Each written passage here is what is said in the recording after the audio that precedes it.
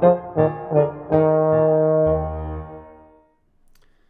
and welcome to Wilson's World Afcon Daily, episode 15, brought to you from a wet and windy Fairs where it's been cold and actually distinctly unpleasant.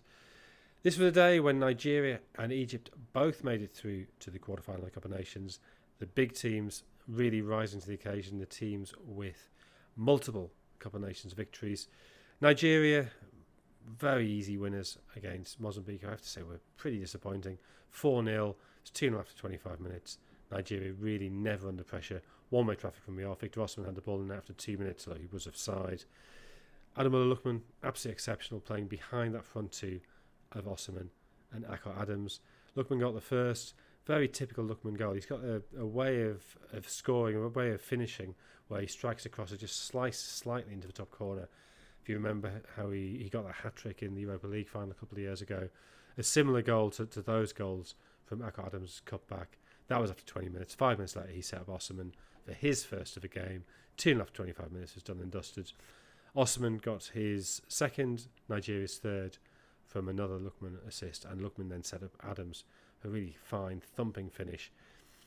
4-0, very, very easy, but we knew they were good going forward. That's 12 goals they've scored in their 4 games so far. The question is, what are they like defensively?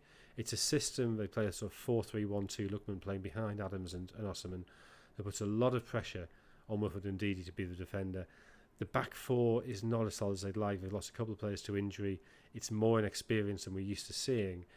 And the truth is, Mozambique just didn't test them. They didn't keep a clean sheet in the group stage.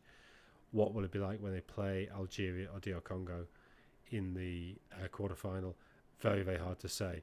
But it's fun to watch. They're scoring goals. Nigeria are the only side so far to win 4 out of 4. Algeria could match that on the 6th of January. And certainly Nigeria enjoyed today rather more than Egypt did. They got through, but that's pretty much all you can say for them. They still aren't clicking. They've got a lot of talent on that side, but they're still a team I think you'd say are better in potential than actuality. They took the lead finally in the 69th minute through Mo and Atia against Benin in their game. Game played in beautiful sunshine, which those of us in Fairs were pretty jealous of. But Benin then, that last 20 minutes, played really, really well. You sort of wish they'd play with that abandon from the start. And they levelled through Jodel Dosu. But then in extra time, Yasser Ibrahim and Mohamed Salah scored. Salah's goal, it confirmed the victory, essentially unimportant, except that it was his third goal at this Cup of Nations. And that's the first time he's ever got 3. So if he is to help Egypt to their 8th title, he's at least getting the goals that could do that. The quarterfinals on January the 6th. Algeria play DRC, the battle of the 2 teams who won this tournament twice.